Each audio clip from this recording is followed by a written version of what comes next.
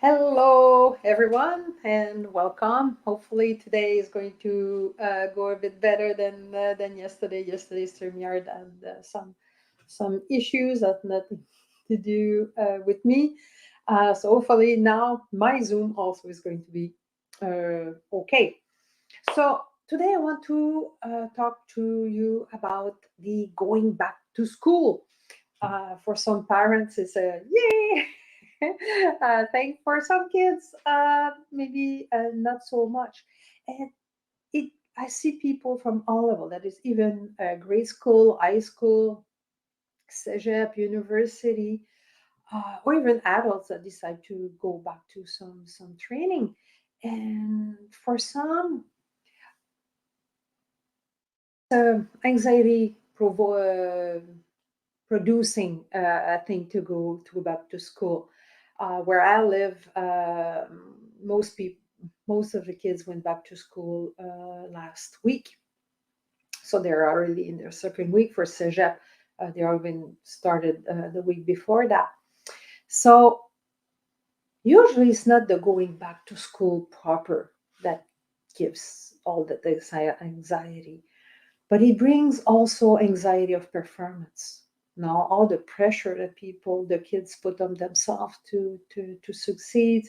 There's a fear of exams, um, end of sessions, also anxiety, um, and sometimes also all those things are brought about by by a lack of self-confidence. So if you don't have confidence in yourself, um, low self-esteem maybe, so of course you're not going to have that much confidence in your success.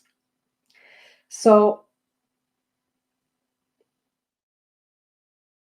you have all those anxiety things, all this anxiety. What if this happened, what if that happened, and all those thinkings, all those anxious thinking comes from tendencies to create a catastrophic future. No, a future where you fail, a future, well, really, it's a scary future people creating themselves. And the future is a totally unknown. We don't know anything about the future. We never did. All you do is predicting failure. All you do is predicting that you'll be stressed before the exams. All you do is, yeah, predicting all kinds of whatever you're predicting, right? And the thing is, well, first of all, nobody died in an exam. Well, I'm pretty sure. I'll go out of an limb and say nobody died in an exam. Nobody died because of failing an exam. I think there are stories that even Einstein failed his first grade. Yeah, apparently during his bachelor, he was not spectacular by any stretch. he was probably another. He was apparently a very ordinary student. So now, ask any adults. We all had times where we failed an exam, and no, we we survived. No, I remember in CEGEP there was a organic chemistry test.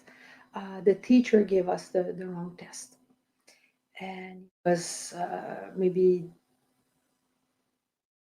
it was more advanced material. The test, he just gave us the wrong test, and the average of that exam was, I think, 23 or 24%.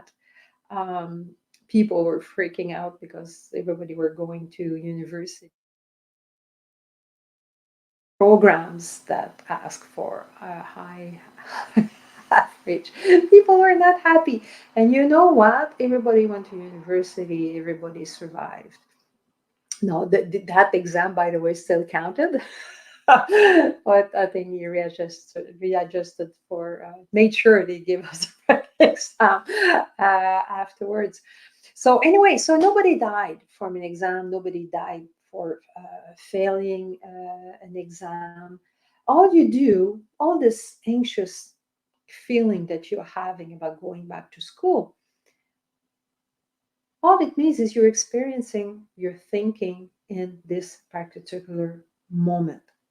Nothing else. You're not feeling, oh, what kind of teacher I will have. No, you're experiencing, you're thinking about what kind of teacher you're going to have. Oh my God, what will happen in my exam? And the thing is, part of also that fearful thinking comes from experience from the past. No, because usually that brings kind of a catch 22. No, you're so you're studying, and then you arrive at the exam, and you're so nervous, so panicking. You don't even can read the questions, or you feel that you cannot access the answers. That would brings more fear, and because you have more fear, because part of the brain goes off, right? When the thinking part of the brain goes off when you're very panicking and stressing. So the more you're panicking, the less you can reflect, and the less you can reflect, more panicking and ensued. And no, that's no catch 22 type of thing. And then you remember the last time you did an exam. You remember the last time that happened. And you think because that happened in the past, that is going to happen the next time. No, it's not. The past doesn't mean that the same thing will reoccur each time you do an exam. The past is the past, that was then, and this is now. The more you fix it about future event, the more you ruminate it, um,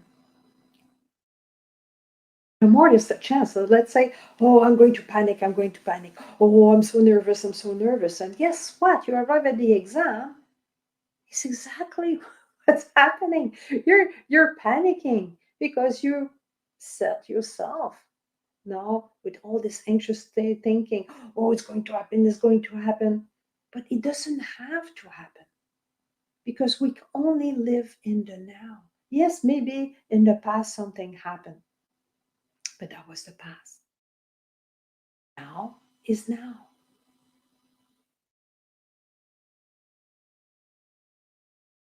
You still have to study, right?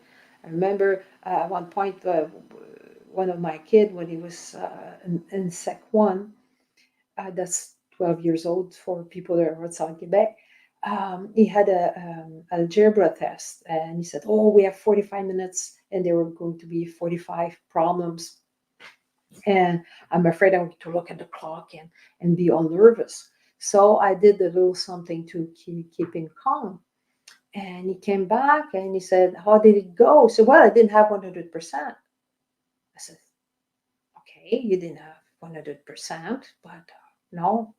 How did you feel?" So, "Oh, I feel pretty calm." Well, that was the point of the thing, right? You still have to practice. You still have to do your problems. You still have to do your thing, no?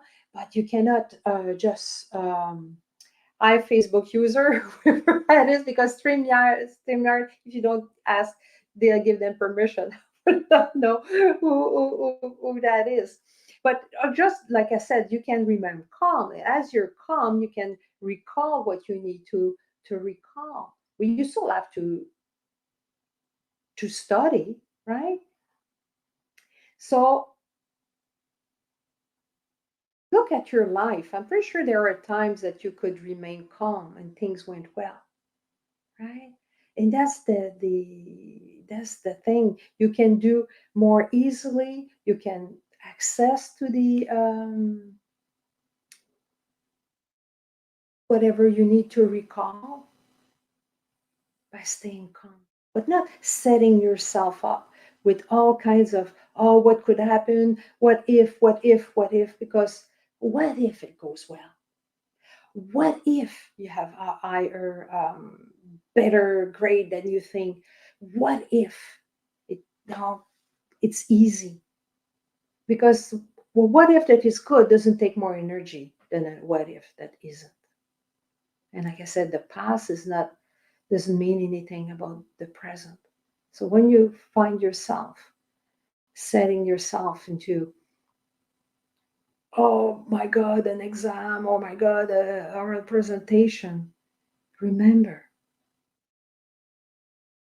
whether you died from an exam or from presentation, whatever happens, happens. And if you did your work, you'll be fine. Just stay in a more present moment where you can access whatever you need to access. So that's pretty much what I have to say to you today. And there's something that you want me to talk about, or if you want to work with me, you can always send me a little email, info@martinbrisson.com. And on that, I will wish you a good rest of your day. Cheers.